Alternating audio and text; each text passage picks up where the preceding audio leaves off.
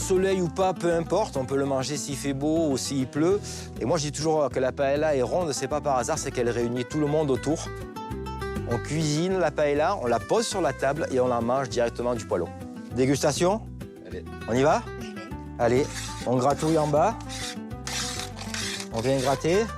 On vous offre une paella de champion, celle d'Éric Gilles, le seul Français à avoir gagné en 2022 le concours mondial de cet incontournable de la gastronomie espagnole. Sa recette est comme lui, aussi française qu'ibérique.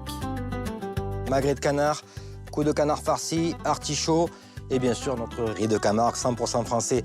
C'est étonnant parce qu'effectivement, j'ai été habitué à des classiques, mais là, j'avoue que, chef, bravo.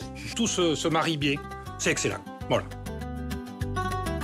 C'est tellement bon à manger, surtout en convivialité comme ça. Et surtout, merci au chef qui m'a fait décorer une paella que je ne m'attendais pas à manger ce midi-là. La base de ce plat, c'est très simple. C'est pas plus de 4 ingrédients. L'ingrédient principal, c'est le riz rond, toujours. Nous sommes à Saint-Gilles, en Camargue, où pousse 98% du riz français grâce à une météo clémente. Et désormais, grâce à Éric et à la famille Benoît, riziculteurs depuis 4 générations, du riz rond spécial paella est récolté sur ces terres. Une production unique en France. On est en Camargue, certes, mais quand même un petit air espagnol. Première étape, on va enlever le surplus de graisse. Et donc aujourd'hui, on va travailler sans apport de graisse végétale. D'habitude, de la paella, on utilise l'huile d'olive. La paella, c'est le nom du poêlon. Ça vient du latin, ça vient de patella. Et tout ce que vous faites à l'intérieur, on peut l'appeler une paella. Voilà. Faut pas oublier que la paella, c'est un plat populaire, c'est un plat d'agriculteur à la base.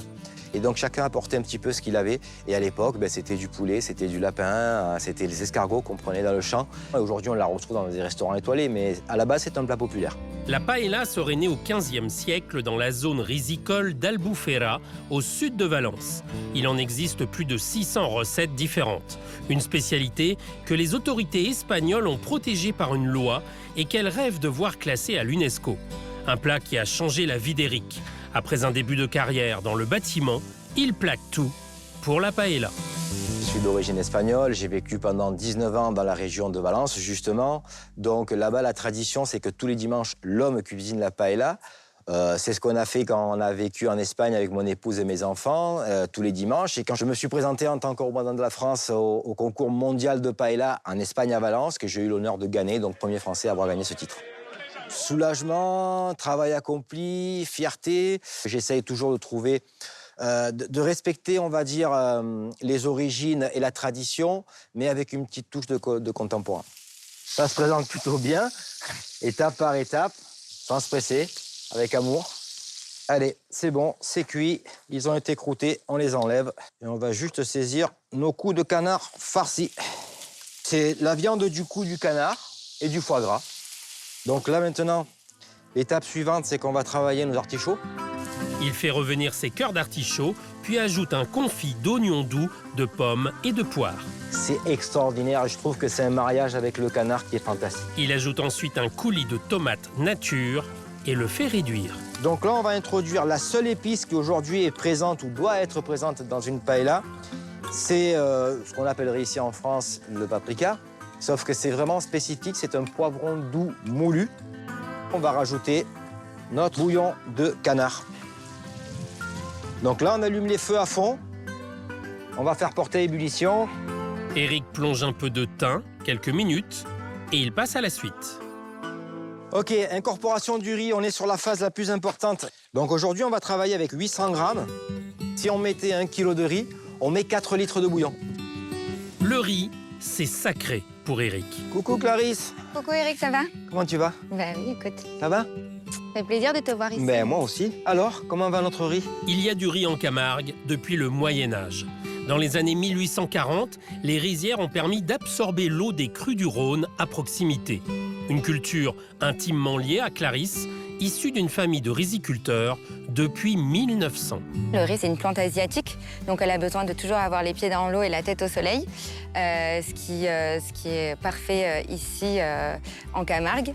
On a aussi un territoire très plat, donc où on peut cultiver des étendues de rizières assez facilement. Et on a le Mistral, qui est aussi très important à la fin de l'été, qui permet de sécher les grains de riz pour éviter l'humide, qui peut créer des petits champignons sur les épis. Éric s'est associé avec la famille Benoît pour développer un riz spécial pour la paella, pour éviter de l'importer d'Espagne.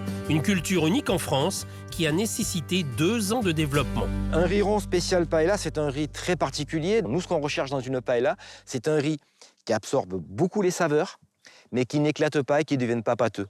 Ça représente une grosse partie de ma vie. C'est l'histoire de ma famille, mais c'est aussi l'histoire d'un savoir-faire, c'est une reconnaissance, c'est une partie du patrimoine français, mine de rien. Donc je suis assez fière de ça, d'avoir un chef français qui a gagné le concours de paella. Bon, c'était un honneur qui s'approche de nous. Ce riz, il faut à présent le parfumer. Le chef l'arrose d'une infusion de safran. Quelques pistils de cette plante onéreuse diluée dans de l'eau suffisent. Il conseille de la faire 48 heures avant la réalisation de la recette. Et bien, on remue justement notre riz, que le bouillon vienne baigner tous les grains de riz. Éric surveille son riz comme du lait sur le feu. Il faut compter environ 15 minutes pour que tout soit absorbé. La partie finale d'une paella, pour qu'elle soit réussie, c'est le socarrat.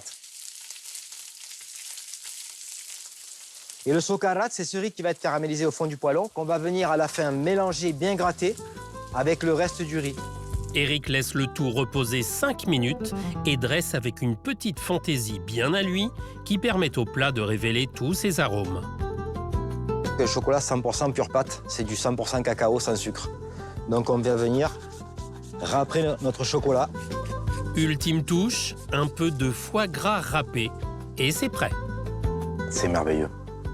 C'est merveilleux. C'est pas que grâce au riz, c'est aussi grâce au chef et à sa recette exceptionnelle. Et bon, c'est pas pour rien qu'il est champion du monde, hein.